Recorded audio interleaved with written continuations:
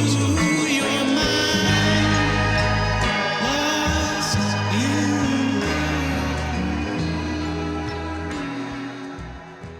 I come from a time like from the 70s, and like I have this idea in my head of like, oh my God, like they just met, and they just start talking to each other.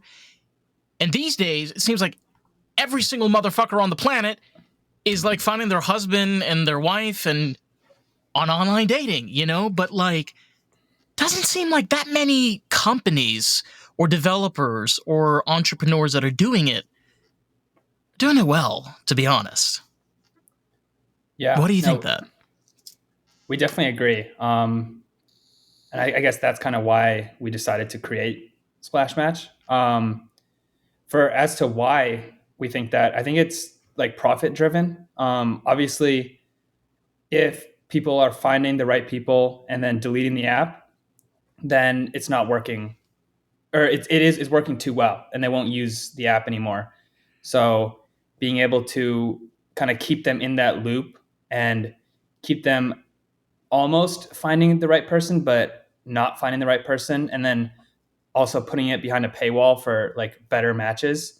Mm-hmm. Um, I think that is definitely the reason why some of the bigger companies are not doing it in like a way that's good for the actual people. Yeah, 100%. So for the both of you guys, what kind of roles do you play in this? Yeah, Nick, I can what take do you that want? one. You want to go? Yeah. Yeah, happy to hop in here. We share equal amount of responsibility when it comes to the actual product. Neither of us come from a technical background. I studied finance in university, and Anukul studied data analytics. So neither of us come from that like technical SWE type of background. So it's been a lot of we're 24 years old. We create this idea as like a side project, and we jumped both feet in to this point. And I think it's like more of like a testament of what you can learn about the unknown or what you don't know already. So we've been able to play a role in the actual development, learning about the API integration, how to actually market a product, which is what we're going through right now with the launch coming up on March 28th. And I think from there, it's just being young, taking the skills you've honed in corporate America to a degree and trying to apply that to our dating app. Yeah. I mean, to your point, Nick, I'm 26 and I've worked in the corporate industry for several years, and now I'm, looking in a career in regards to tech. I'm going to be working for BMW at the end of the year.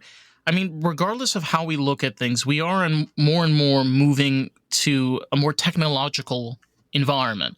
We're more and more integration with tech around us. And that heavily even involves people that have kids already. Think about like all the monitoring systems that go into people that have their children, all of the different type of services that are available just for people coming together alone, like board game nights and game nights and going out Saturday night, or a meetup or something like that. It's just all about knowing and how to approach it the correct way. Am I right? Yeah. I Instead of I just totally yeah. monetary. Yeah, I totally agree. I would say my background's in tech investment banking, so primarily focused on software companies that are looking to be involved in the M&A process. And from there, I've seen so many companies that everything has like a tech component that can make your life easier in some sort of way. Or as you like referenced, it's like everything we do is pretty much tech driven these days. So having features and application and different aspects to that, I think that's where you're really seeing the rise. Yeah, 100%. Um, you know, in regard to my own perspective, because, being gay and dealing with interactions with people, especially when you're dealing with dating, is around my age is extremely difficult. Well, depending also where you live here in this country. But then you have like these geniuses ideas like Grinder, for example, right? Which came out many years ago, which was this way of people within the community to be able to interact with each other, maybe be able to get a little more intimate. Now it's just a straight up porn site. Okay, it's like DoorDash for porn. That's pretty much what it is. And I mean, you could clearly see like all of the ways they could have gone, but that is the complete direction that they've gone within the past 10 years of existence. Probably it's been a lot longer than that, but that is also something to take into mind. Like, so their attitude has changed as a business. They started out as something and then completely altered their message and their delivery to something completely different. Right? Yeah, no, definitely. So what is that for you guys? Because again, when you're developing something like this, and again, it does seem like you're creating a business here. Do you see that level of attitude as this is what we're starting with. We have no idea where this is going. No, this is exactly what we want to stick with. We want to stay with our truth. Like this is our message, or that's not even a factor. No, I think you are totally hitting the nail on the head. I think when we were creating and coming up with this idea, a lot of it was community driven. How can we as a business still stick with like our core message of dating apps today seem like they want to make your life a lot more difficult, or they kind of run astray from what they really are. I know Hinge's message is designed to be deleted, but I hear story and story and story and Anukul as well. It's like you hear these stories over and over again about people that delete the app, but all of a sudden they're on it 3 days later. So it's not really designed to be deleted. It's designed to put you in a constant flywheel type loop. And I think what we're trying to prioritize with our mission is, as a dating app company, and dating in general today is very difficult, and dating online is even more difficult than that. We just don't want to be a hindrance in you finding your person. So the way we designed it with the different features that we It's a have, very open source. exactly, Okay. exactly. Okay. Yeah. And I think that like the features that we've come up with, it's like we're trying to attack different pressure points that have existed in like the current apps and like the current dating market. And it's like how can we really make a difference? Yeah, I think that's really important. Yeah. kind of building off of that, like you said, some of these apps are now just porn, and Tinder is like a breeding ground for OnlyFans bots. So Right? that, Right? Yeah. Oh yeah, my so that god, right thank you. there is like an opportunity for us to just not do that. And I mean, we don't really know where we want to take it in the future, but I mean, it's pretty easy to just not do that and not allow fake people. And we have a pretty robust reporting software, or like reporting rules to just kind of remove you from the app if you're doing those kinds of behaviors. So I think that at the genesis of our idea is kind of what's going to take it and maybe make people more interested in trying something new, versus the porn and the OnlyFans and everything else that kind of clouds up all the other apps. Yeah, I mean, to your point though, we are living in an era where less and less people are dating, less and less people are getting married, less and less people are having kids. And I mean, to each their own. But I come from my father was originally from Africa. He was from Morocco, and he grew up around his siblings and he came to this country and he created a family, and that to me means a lot because my dad gave up a lot coming here and building a family for us. You know, you want to be able to give that back. And when you have to almost deal with the sea of bullshit, that's what I call it. It's called the sea of bullshit. You become cumbersome, even for myself. Like I just want to focus on my school. I just want to focus on my work. Like I don't want to deal with interacting with any more people because of all of these bad experiences that's come before. I'm not the only one. I'm sure you guys have talked to people about this, and they've probably said the same thing. Like, yeah, Right. I've had quite a few bad experiences. Totally Yeah. agree. Yeah, I would say I totally agree.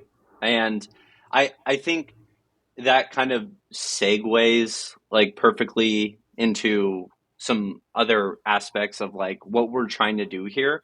I think one of the things you touched on is people having experience of really not going on dates anymore. And a lot of the applications that are in the way that they're designed, it's very much hookup culture driven. Like I remember like going on my first date at 16 years old, and I thought it was an awesome experience. I went mini golfing. I when we were talking about like making a real change and really creating that, we want to go back to like ideas like that. So I not to shamelessly segue into like an actual feature of what we have, No, but go right ahead, man. I love this.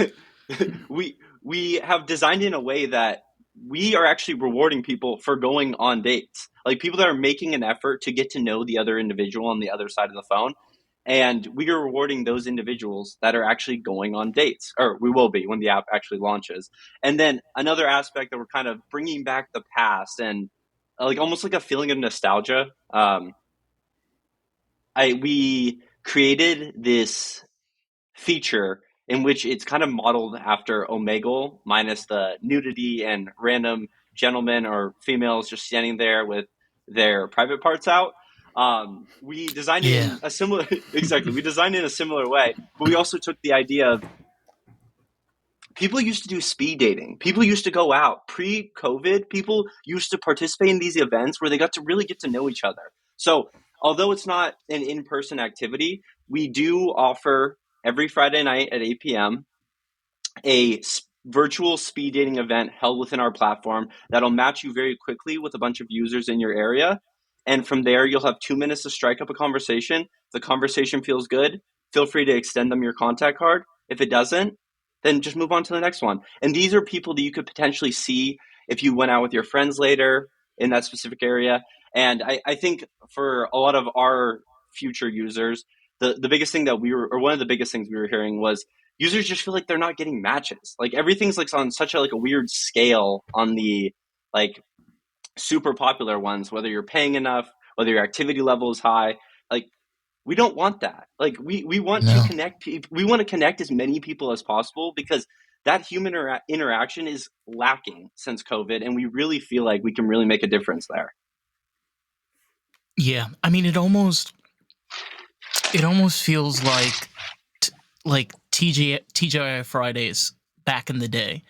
You Yeah, know, people forget like back in the day there was this concept, let's create a singles bar, and that doesn't exist anymore, which is bananas. I mean, I know people that like go out to drink, and there's definitely tons of DJs that can use the money for gigs, and there's not a single bar anywhere in this country. Like the idea like happened and then it just died.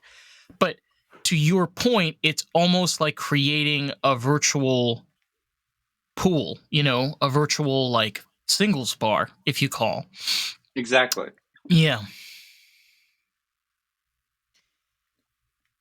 You know, you touched on something, which is everything's like after COVID. Before that happened, our world was completely different. Interacting with people was a lot more common and was a lot more normal. And then all of a sudden, like this just year and a half, just bam, completely changed everything. And yes, sometimes statistics lie, but the statistics are a lot worse now than they were pre 2019. And you know what? You could throw as much timber as you can at the fire. This is going to keep on getting bigger. I feel like the problem is that there's not enough people that give a shit. There's people that, yeah, we want to care about mental health. But then, you're paying through the wazoo and you have to be able to afford it.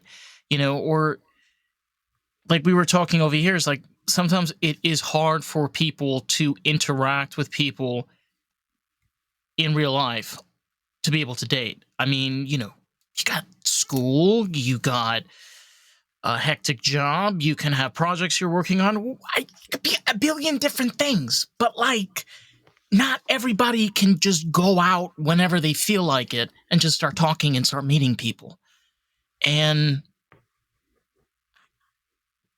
you know what? I guess you just got to start from somewhere, right? Definitely. Not to pipe up again, Anukul, but I wanted to add on to your point. I think definitely the younger individuals that experienced COVID as like a precursor to their college experience, specifically younger men. I I feel like it doesn't get called out enough. Behavior and how to operate and act around the same sex or even the opposite sex, it's really different. And I think losing out on a whole year and that experience where you would have those constant interactions with people in your classes or on campus or wherever it might be, like at a restaurant, you kind of lose out on that. And I don't know, it feels like it's almost like a hindrance or setting us back in some sort of way. Yeah.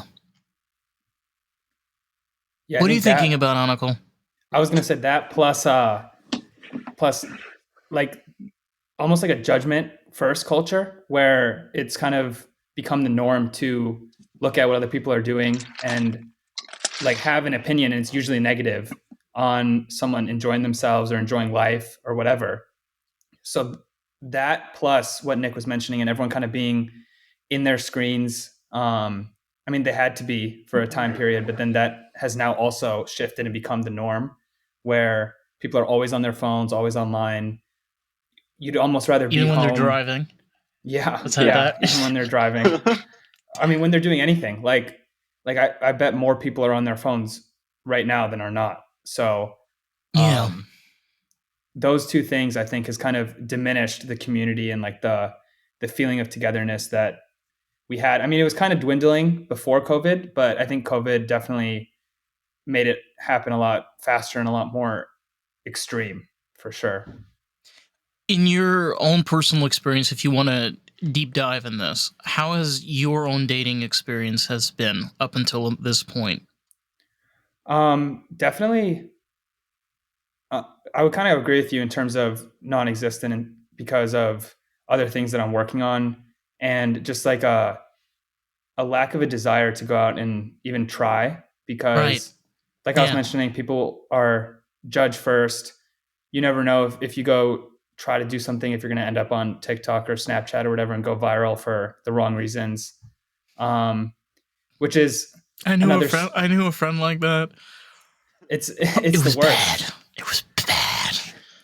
But like so another shameless plug to our app is that you can't screenshot on there. So if I've definitely used the other apps and been mindful of what my profile looks like, what my messages look like, because I could see it on Twitter later against my will. But on our app, you can't screenshot, so people can be more true to themselves and put themselves out there. There's definitely a negative area there where people can put themselves out there in the wrong way. But like I mentioned, we have a pretty robust report functionality, and you can't upload pictures that are, I guess we have a genitalia scanner in our picture uploading. So we're going to talk about this after the podcast because, yeah.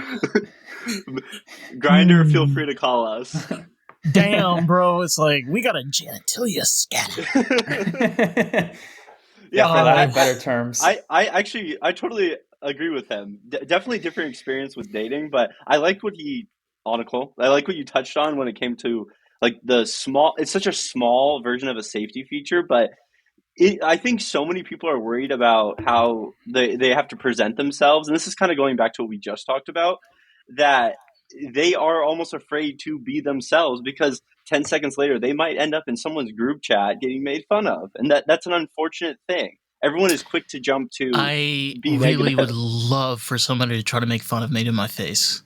Yeah, like, no, for real. It's always behind a screen in their own group chat. And it's like, that's super unfortunate because you have people that are posting genuine pictures of themselves where they feel like they might look their best.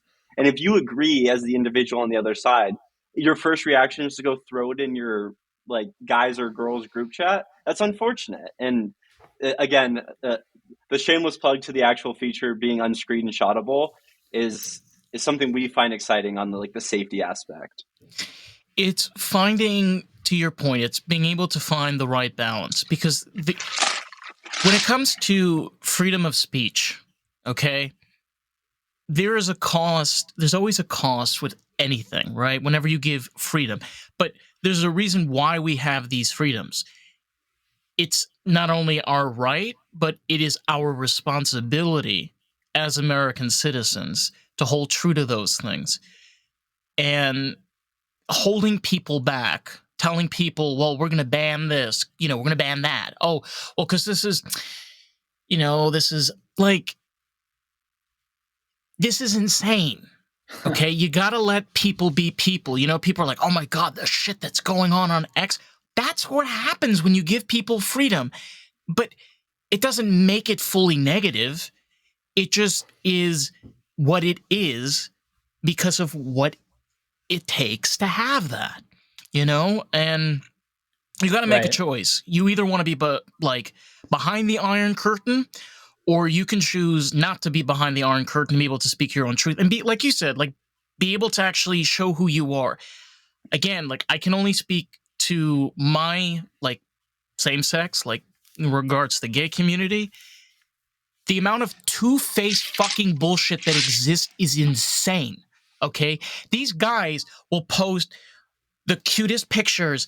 They're adorable. Their life is shit. They're on so many drugs. They don't know how to be vulnerable. They don't know how to communicate. They don't know how to be normal when they're not drunk. Do you even have a job? I work at Walmart overnight. That's not a job at 28 years old, bro.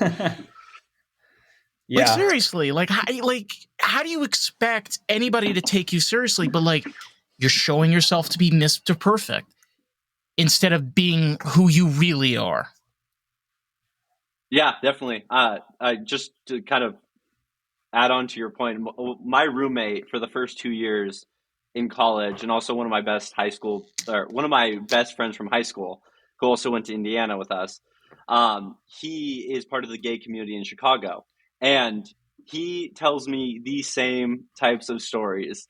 It's so two-faced, and it's unfortunate because he's a very driven, hardworking individual, and it's this person may look perfect on paper, but once they truly reveal themselves, it is something completely different.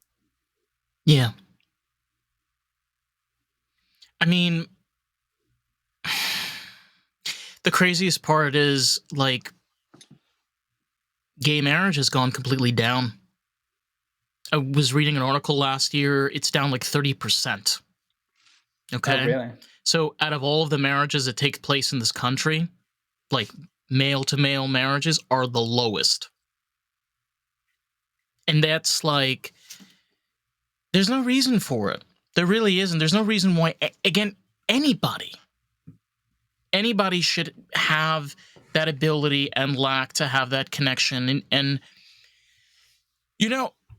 I've found that you sometimes meet people, even if it's not sexual, and you develop a sexual relationship with them.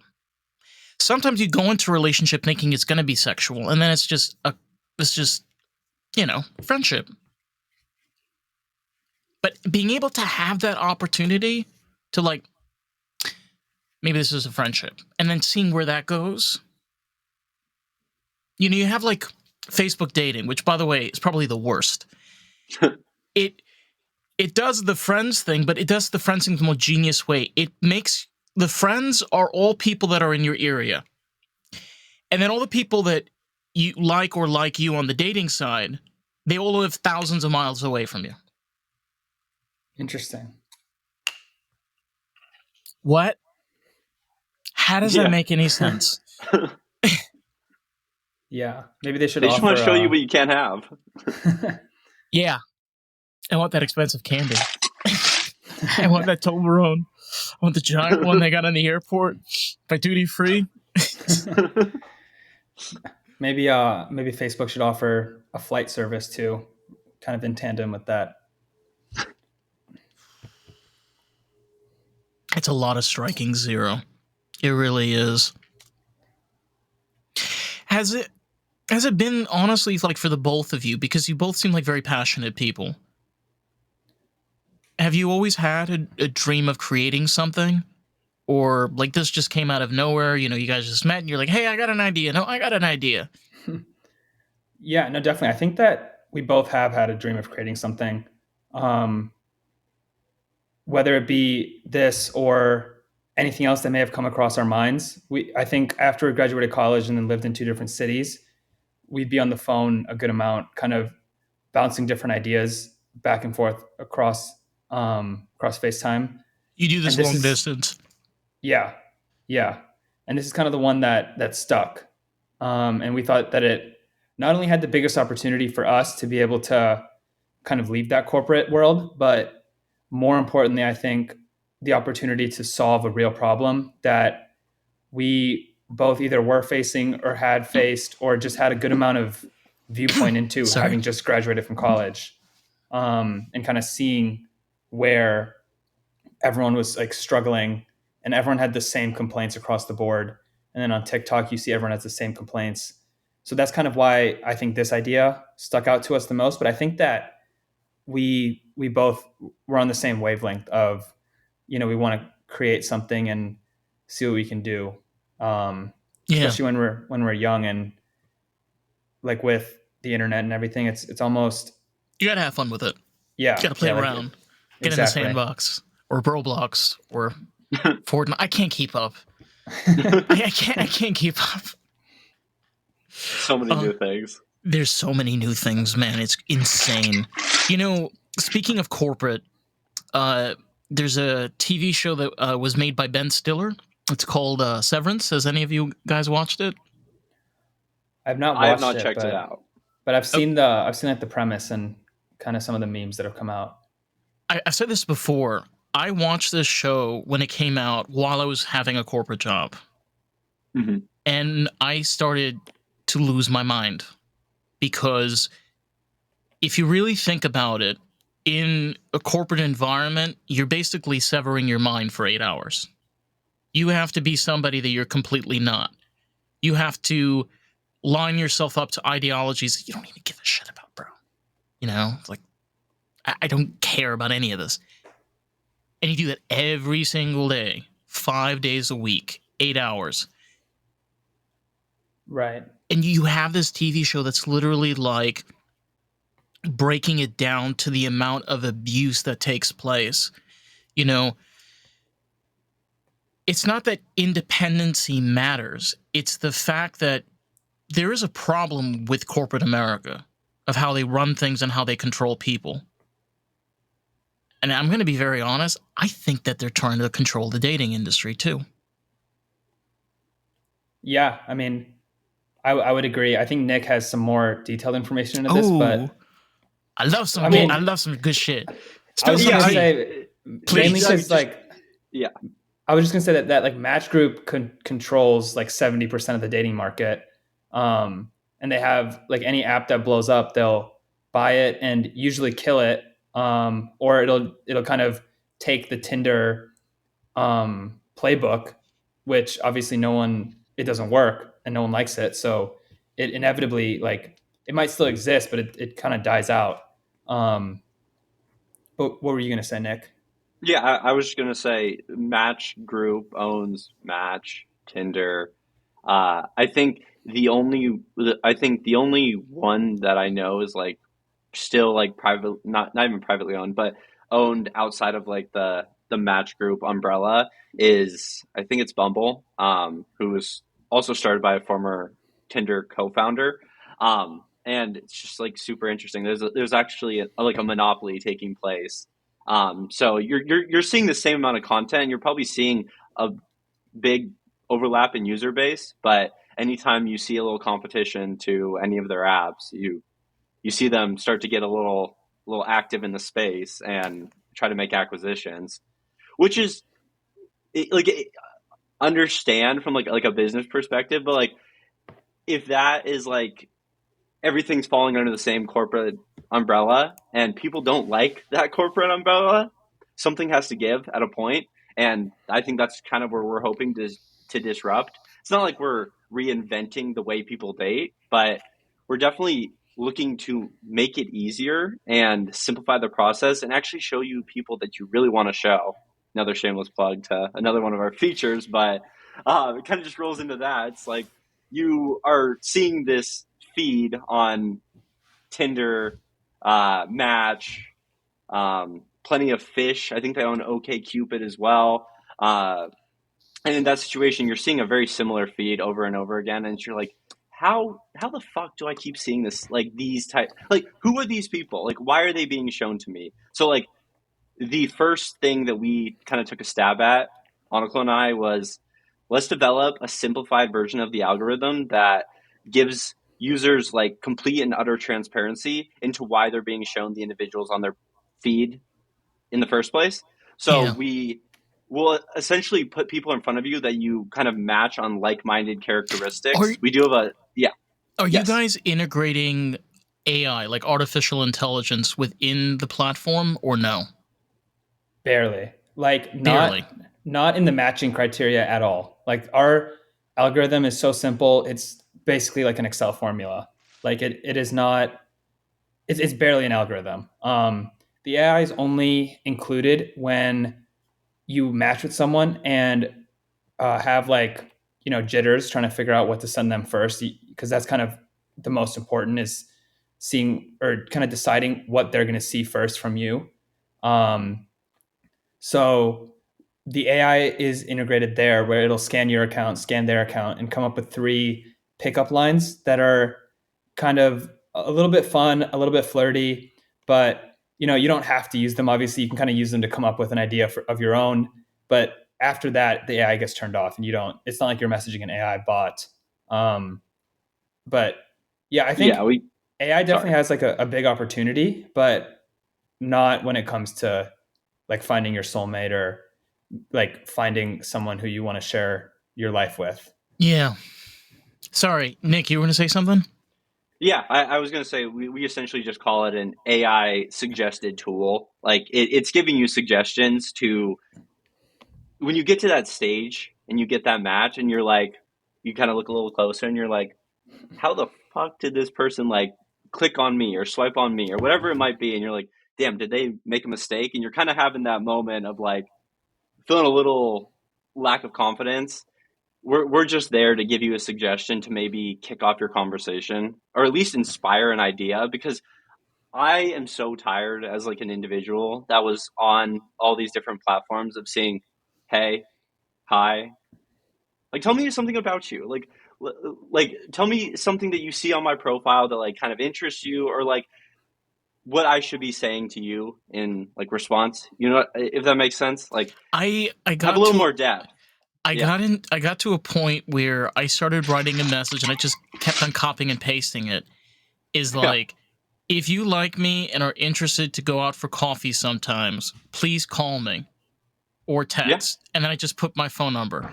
I sent it, like Ghost and Post, sent it, and it just left. yeah. And most of the time, nobody responded.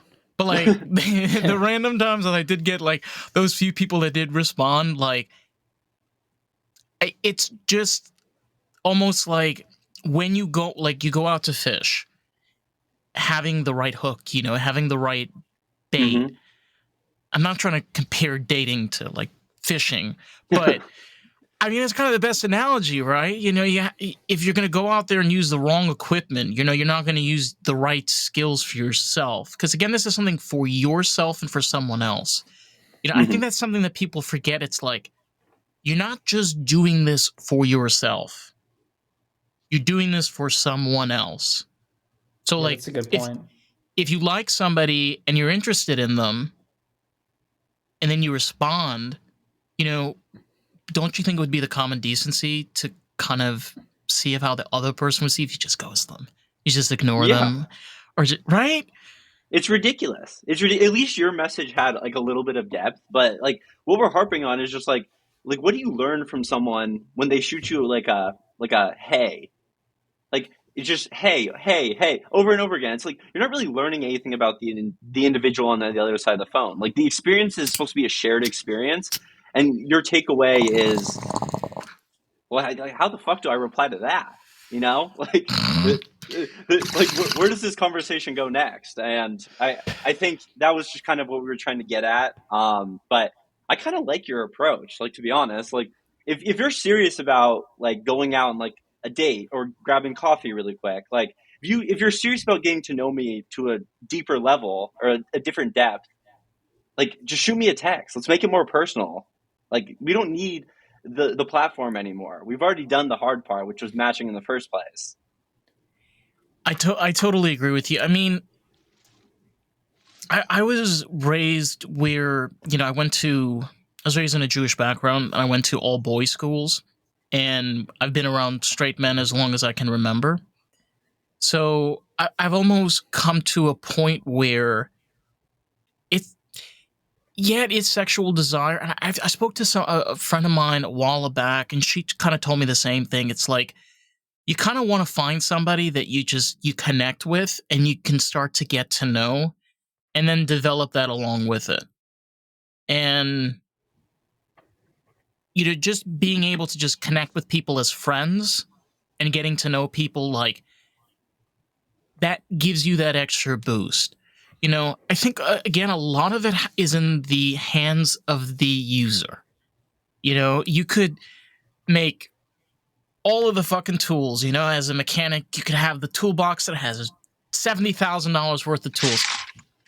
Do you use 5 of them? No, you use 1. So what the hell? Why do you need $70,000 worth of tools? It's like, look through the fucking tools, see which ones you need and which ones are the most important. Make sure they're taken care of, right?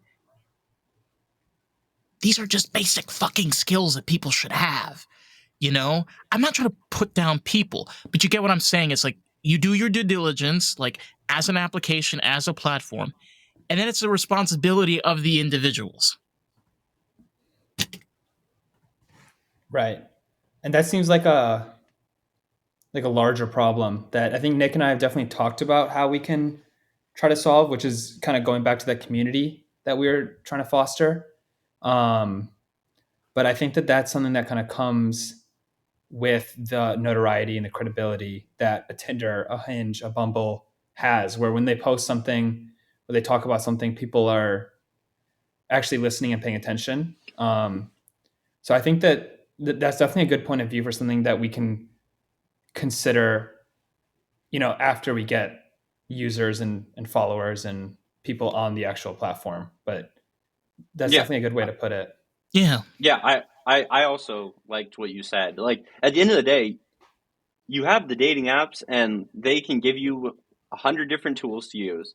But like, half the problem is the individuals that are making up this platform. And I think at that point you have to start looking at altering, like, this like trained behavior that people have become accustomed to.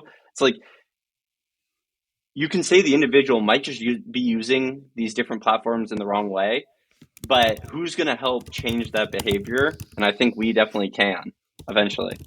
We can. As a podcaster, when I was introduced to Podmatch, I got introduced to Podmatch about 2 years after it was developed. And I've had Alex on the podcast, and I've talked with him. What he has created is incredible, because for the longest time, again, the same attitude with podcasters, okay? I'm not trying to be arrogant, but I am part of the 10%. My podcast has been around since 2021, all right? Like, out of the millions of podcasts, most of them don't even make it after year 1. Right. Because this is hard shit, right? You have to be able to learn on how to communicate and talk with people and learn from people. And not just that, it's understanding what your mission is and why you're doing this. I have had people on this podcast, God forgive me, I wish these motherfuckers the best of luck. I don't want to ever see these motherfuckers again in my life. But is that going to stop me from doing this? No, because I'm having, like, an interaction with you guys that fucking, like, Jesus Christ, finally, somebody gives a shit about dating. Like, yeah, I like to go out, but sometimes having that app is great, but having those apps, I'm sorry, like, I understand Bumble is independent. The add-ons, the upgrades, the packages, dear God, do you think I make $180,000 a year? I don't have $78. $78 a month for what? What am I paying $78 for? Right. Yeah. Yeah, that is the perfect segue, and I'll let Anakol kind of attack this one, but we are thinking about exactly that type of user in mind.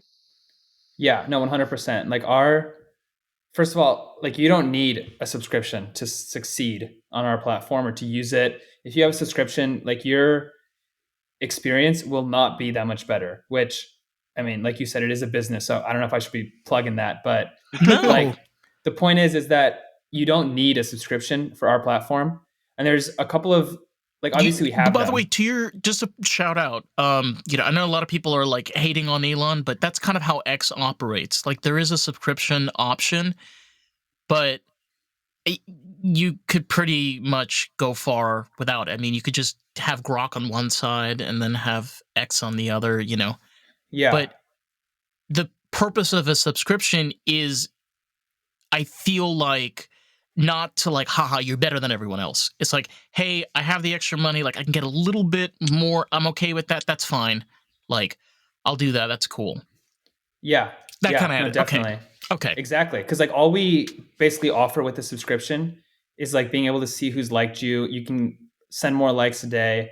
And one thing we didn't touch on yet was like the category alignment quiz that each user takes, but you can see the categories that you've aligned on, and maybe fine tune it more if you want. And those are all things that you can get for like, I mean, it's like $4 a month or $9 a month, and then yeah, the price of a It's that, coffee. yeah, I was gonna say it's actually less than my cold brew this morning I got at 5:45. Or like, You know I what? think a key, You know what? yeah, I want to point this out because I think this is important. Netflix charges between $8 to $14 per subscription, like per subscription per month.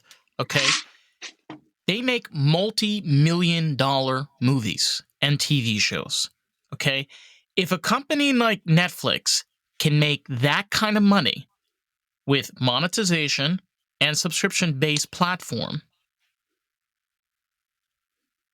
right. It's like what's stopping us? It's all volume. yeah, It, and I guess that that's like the reason why we made it so simple, so easy, and like Nick said, targeting that exact user experience that you were describing as like the obvious kind of solution and answer to the problems that everyone is facing. Yeah, the only thing I want to add to that is, like Uncle said, someone at the most basic tier on our platform, we wanted to make it that they would have the same amount of potential access to someone with a premium subscription, which again really doesn't cost anything. We looked at the prices of the other ones and we're like, holy fuck, like that is ridiculous. It doesn't even make any sense. But we were when we were talking about the idea, we actually gamified the platform. So by being on the platform, you were actually earning coins by doing simple actions like signing up. You receive a certain amount of coins and whatever. These coins, although like non-fungible like tokens, like they don't really exist in like the ether, you can use these within the platform to purchase the premium features regardless. So the user that's at the most basic tier and the user that's at the premium tier, their experience can be exactly the same. well, just throwing out an idea. Have you guys thought about cryptocurrency? I can't say that we have. Like accepting it as like a form of payment. Well, there was oh my god, there was a company in Europe. I forgot who it was. They're in the car industry. I was watching a couple of videos on YouTube the other day. They created a cryptocurrency that is monetization. So it kind of acts as like a sharehold for their company. So as like the company like grows and people using their now I remember this. It's a company in Europe that they developed an app that helps people working on their cars. So they have something here in the States like Tinker, but there's also one that they have in Europe. And they kind of like created a cryptocurrency with like a share joint. And it's like really cool. I mean, it's like, okay, that's a nice way of making monetization. But again, I mean, crypto is kind of like, Yeah. got to be careful with that. But yeah. Maybe eventually accepting it on the platform for sure. Like it could be super interesting. I guess our tokens within the platform don't actually hold any real value outside of the platform, but what you're putting them towards is only stuff within the platform. So if that makes sense, I know I kind of said that in such a confusing way. No, not at all. It's just sometimes, like, again, to your point, you guys are not only being cautious, you're being smart. You know, the thing that is the number one killer is when you start overcomplicating things. You know, being able to stick to the roots and being able to work with that, like, again, to your point, like being able to use coins within the app, like giving people an incentive, right? That's the idea. Exactly. Sorry, Nick, I interrupted you. No, not at all. It should be that easy because user experience shouldn't change because you're willing to spend a couple extra bucks compared to someone else on the thing. It's like, we don't care if you don't want to purchase a subscription. We still want to give you the opportunity to interact and find people that, again, that you want to interact and find, or sorry, confusing. We want to give you the opportunity to find someone even though you're not going to be spending actual money. Like, again, we're not a hindrance. We just want to be there as support. Has this, I'm asking because I kind of like do a two-parter where I have something on the side, like I'm in the tech school, like in the tech industry in regards to automotive, and then I'm doing this. Are you guys kind of doing the same thing, or you guys are just fully invested in creating platforms and applications, or do you guys have like a side hustle that you do besides this? For me personally, this is my side hustle. It's my side project in addition to my corporate job. And I'm very fortunate in terms of my job is hybrid, so I can avoid the commute and be at home, and not feel weird kind of talking about this during the workday, and working along with Nick. So it's definitely a side project. Looking forward to seeing where it goes in a couple of weeks and making my decision on my permanent employment then. But yeah, it's definitely something that we've been focusing on the side. Maybe we could have been a little more efficient and productive if we were both in it kind of 2 feet in, but you got to be responsible. You got to be able to survive. It's completely understandable, my man. Yeah, I was going to say that I need to survive and eat and live somewhere. So yeah. Sadly, we can't. We're not like camels, you know. Yeah, totally That'd be agree. Weird. If we were looked like camels with 2 humps, Jesus. Yeah, sorry, Nick. Too funny. No, not at all. Similar story as Anukul. I recently just left my corporate job. Had eyes on like different opportunities where I can be a little more like a strategic role when it comes to what I was doing previously. But again, like, this has been such a fun and exciting journey that started probably this January 2024, if I had to guess on the exact timing. Like, wow. If we were 2 feet in, exactly. If we were 2 feet in, probably could have been done a little bit faster, but we're here, March 2025, looking forward to the opportunity ahead of us. And I think something that you kind of said when you were posing the question, it's like, do you guys want to keep creating applications and platforms? And I think one of the broader goals that we've discussed, like, obviously we have this idea, but in the future, big dreams, always good to talk about your dreams because you want to put them out there in the world and then potentially you can achieve them. But we kind of see this as being like a stepping stone to eventually starting maybe like a venture capital fund where we can invest in like very similar ideas when it comes to like people that are just going out there that are young, that don't have all the right answers, but are just building and trying to figure it out and just willing to risk and start their own thing.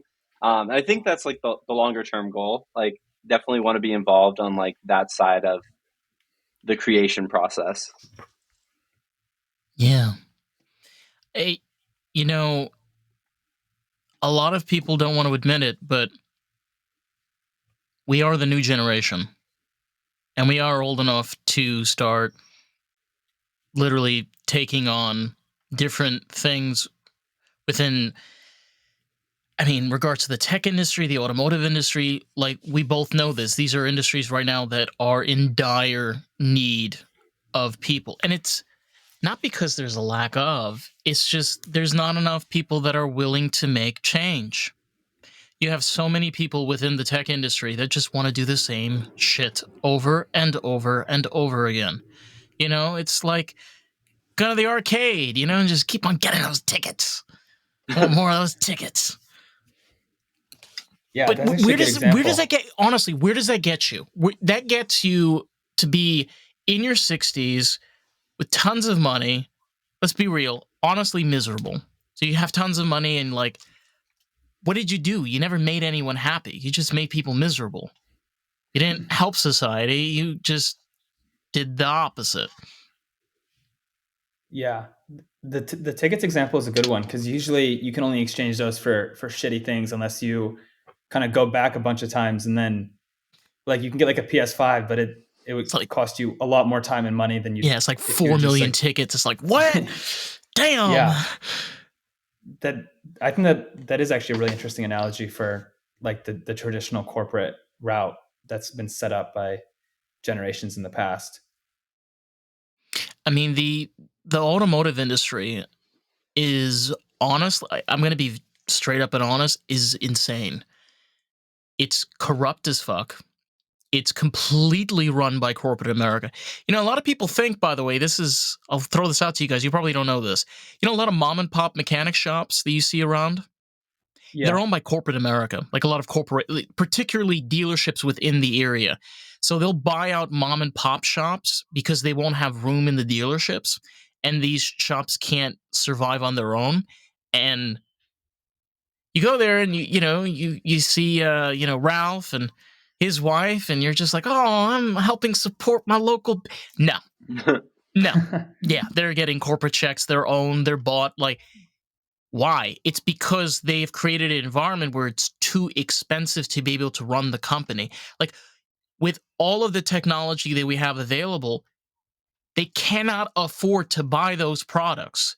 So like they literally have to sell their soul to the devil to be able to survive within this newer industry where you've got electric cars, you've got now things that are running on these monitoring systems. If you don't have the right equipment, you're going to screw a customer's vehicle up. That limitation in itself, the fact that it still exists in 2025, the fact that like the common American, the common hardworking person has to literally go through that to survive. Jesus.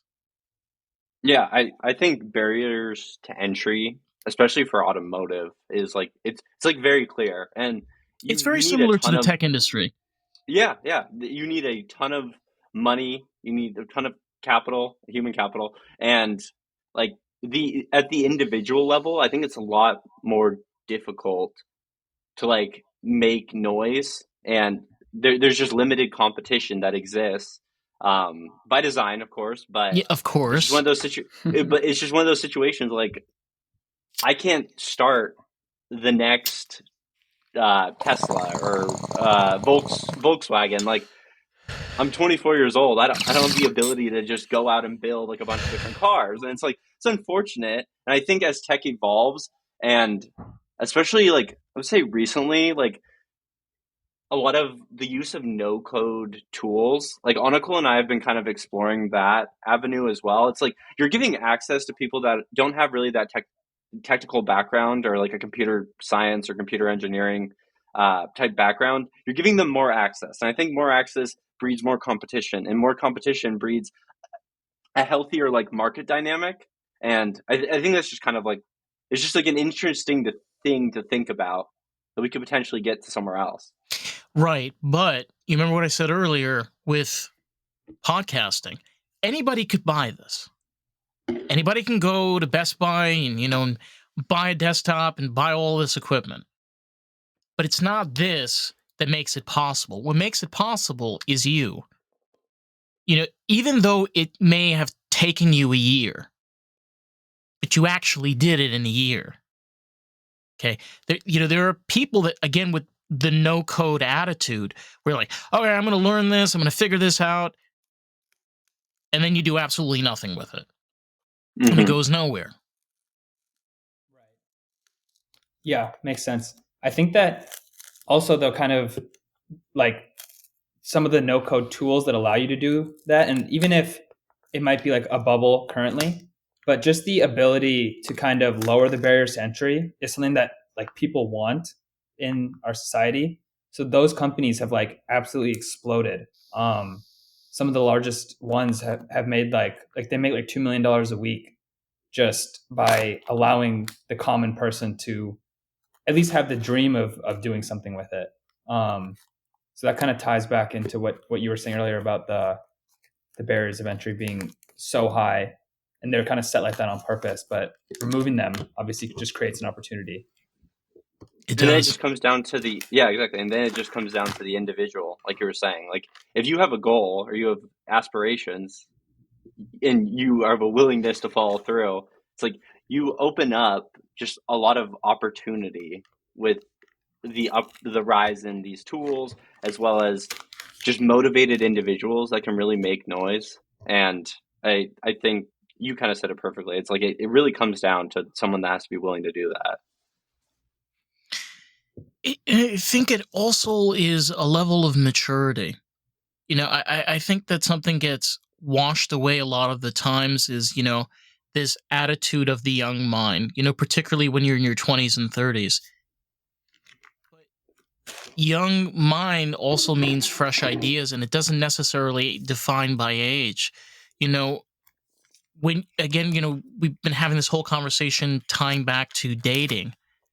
You have those avenues sometimes where people can be dating from different ages, and being able to find that connection. Because I'll tell you honestly, I've met people, like in their 40s, and they feel like their life is over, and I'm like, honey, you got a lot going for you. You're amazing and you're fantastic, and like, if there's somebody that's younger that likes you, go for it. Again, it's like almost like we said earlier, like breaking that mindset.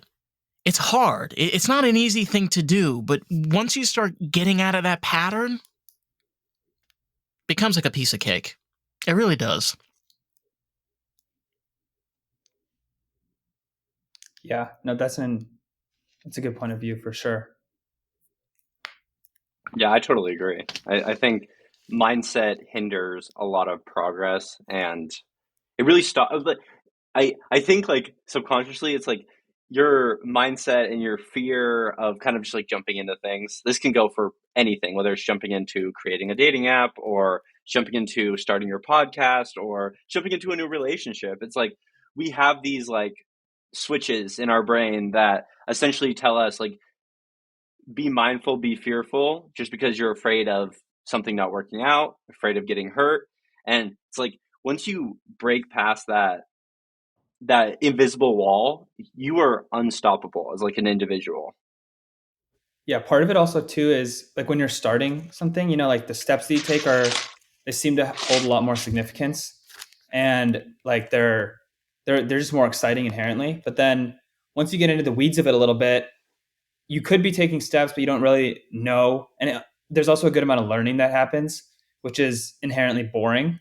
Like with some of the no code tools, for example, you can tell like build me an app that like works like an email, and it'll create the whole inbox and stuff for you. But then you have to create the back end and where the data goes. And that's the boring part, which is where a lot of people kind of start to falter and say, oh, and they kind of push it down the road. And I mean, I think that like you were saying, it's the individual, and like consistency and just kind of sticking with it is what will enable them even more than like the tools that are at their hands.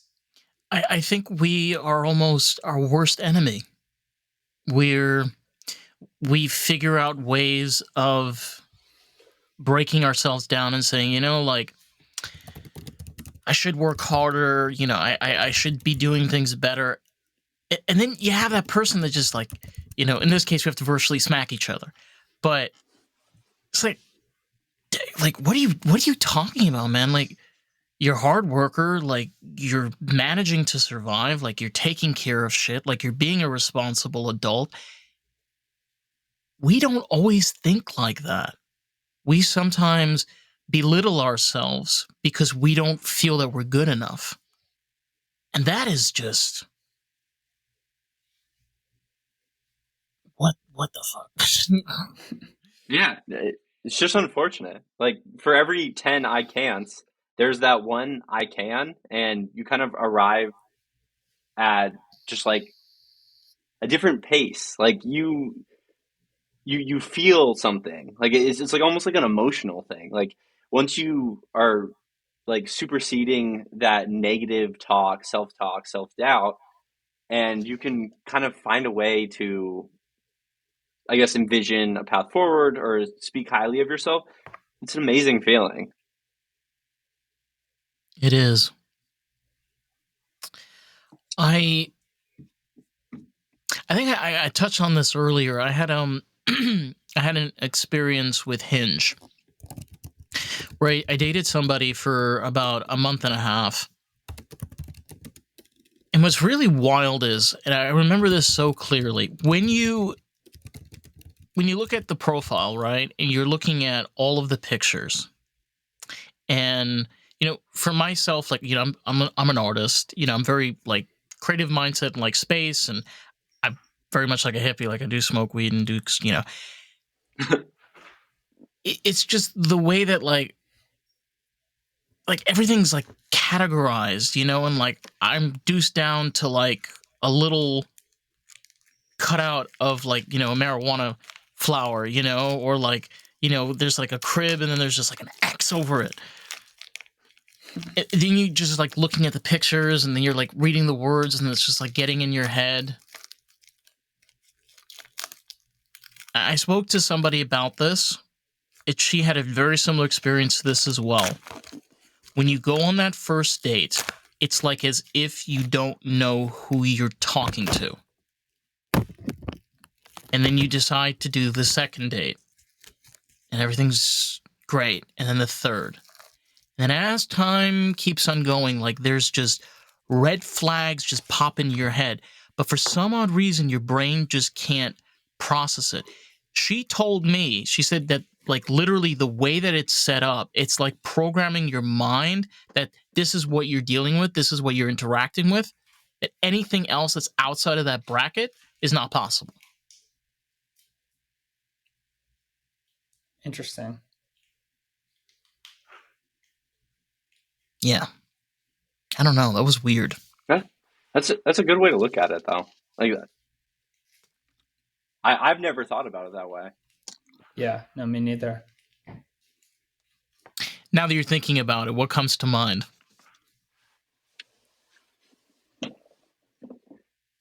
I think the way it's set up and like designed, that how that interaction is like initiated, right? It's like before all these apps existed and you were out and you were at a bar and you see an individual that you found very attractive and like things stood out, like their cadence and the way that they talked, and it's like maybe they were a friend of a friend or you knew them through some other way. It's like you make that initial interaction where it's like, hey, can I grab your number, or something like that, like, hey, like, you look great, whatever your first line might be.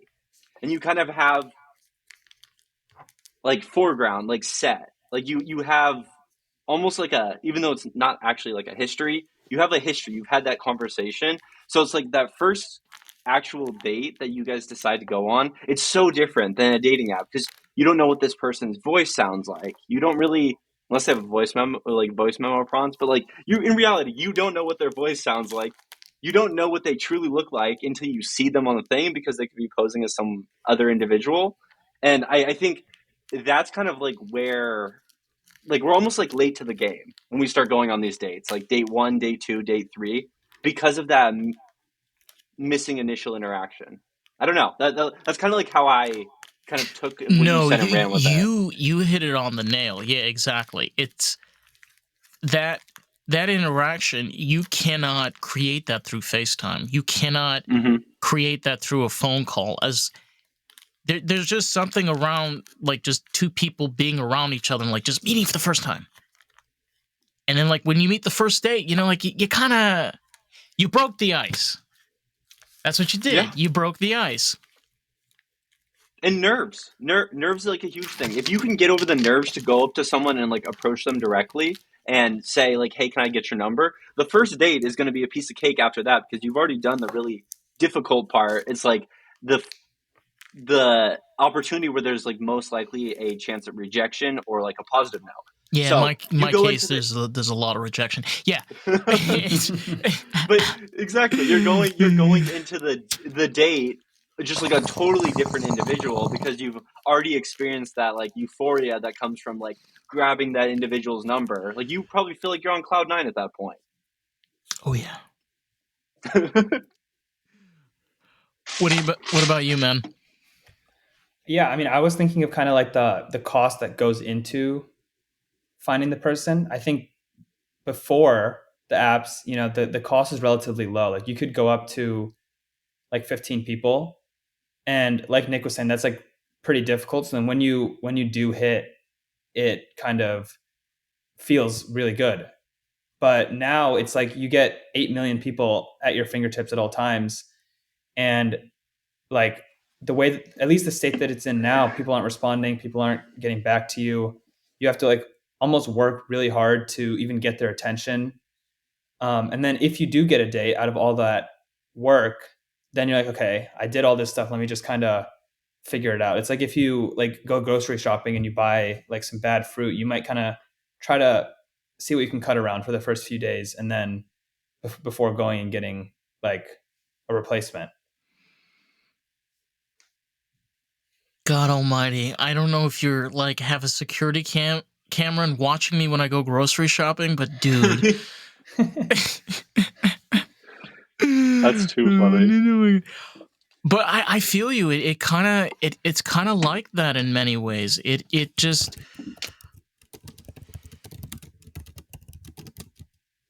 the added benefit is, you know what? At least in your guys' case, you're able to create something together, able to bring something out, regardless of what happens afterwards. The fact that you'd be able to take those steps, because look, you want to change the world. Good luck. You're not gonna do it. But you can make little changes. You could see what your talents are and what are the things that you're the most passionate about. And it doesn't have to be a viral TikTok, okay? It doesn't have to be an overnight success. Like, we were talking about this before. Podmatch did not become an overnight success. I remember there were times where I had to heavily rely on literally going out and getting interviews. And I'm not trying to put down the underground artist community out here. Holy shit, some of these people would take me like 9 months to get them on the podcast. Oh my goodness. Wow. Okay, and then some of them would break up before I would publish the episode. So I couldn't even get the episodes out because the band no longer existed. And finally, people started getting on, and Podmatch has changed. I mean, for me personally, I get a lot more people that reach out, and I'm able to kind of, in your guys' cases, be able to reach out more specifically. But that happened because somebody said, you know what, I want to do something different. And they did it. And here we are 5 years later. Right. That success can be anybody's. It's not where you are trying to revolutionize the world. You're creating something that is genuinely, uniquely from you. Something that you love passionately and want to share that with the world. That's right? Like, that's what it boils down to. Yeah, I totally agree. Definitely. It all definitely starts with an idea, and I think we definitely touched on it. It's like we're not looking to like we're not. We created a dating app. It's not like this is a new technology, but the way that we've approached it is by learning from the other's mistakes and just looking to improve from there. That's all you can do. That's all you can do in life. It's like look at mistakes and then make improvements from there, even at the individual level. Yeah. What about you, Anukul? I think Nick just said that perfectly. Like, it's obviously we're not trying to change the world overnight. Like, I don't know if that's even really possible, but like you said, the small changes and kind of making good on all the complaints that people have, just kind of putting band-aids over all those. And then, as I was alluding to earlier, maybe once we have that platform, being able to have a voice to make some of those larger changes overall. Yeah. I have to say, damn, we covered a lot over an hour.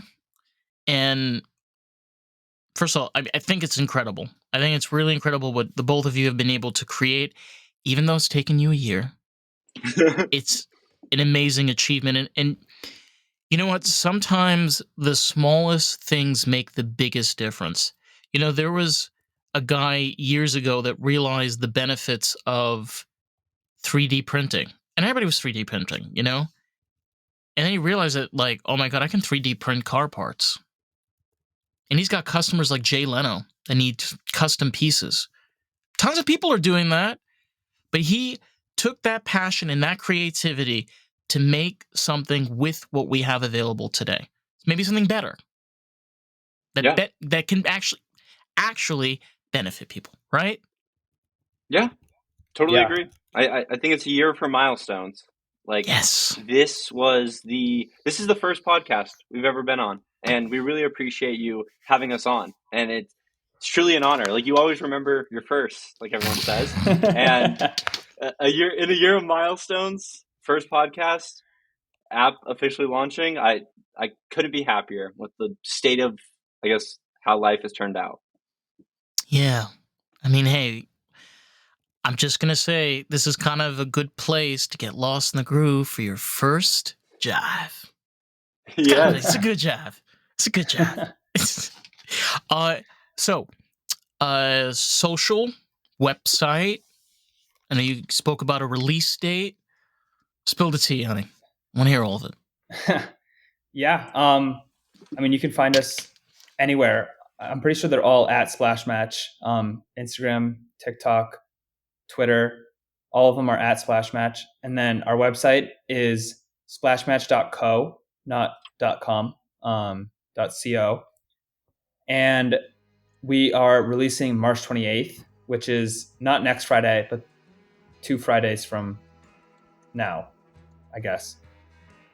21 days. 21 days. Oh my God. Do you have the counter? You gotta put that, either that app or get like that clock that just counts the days. Mm-hmm. You can see it on our Instagram. It comes on the post time to time. Oh my God, are you serious? Oh, that's awesome. Yeah, it's super exciting. I try not to think about that, because there's obviously still a good amount of stuff we have to do. For sure. You know what? There's always going to be things you're going to have to do along the way. But something I've learned okay, perfect. I forgot to mention this. I will put all of the links and everything below. If I'm not mistaken, this episode should be going out before the release. So this might be a little bit of a teaser for the app before it goes out. Because I think... Amazing. Yeah. It'd be awesome. Yeah, no, definitely. I'm just trying to get lost in the groove. Yes. And dating world beware. We're about to see a little splash. All right, listen, Anukul, Nick, it's been an absolute pleasure for you guys being on here. For anybody out there that wants to check out more of the pod, you could find us literally everywhere at Lost in the Groove Pod. So with that, motherfuckers, catch you on the next one. Peace out.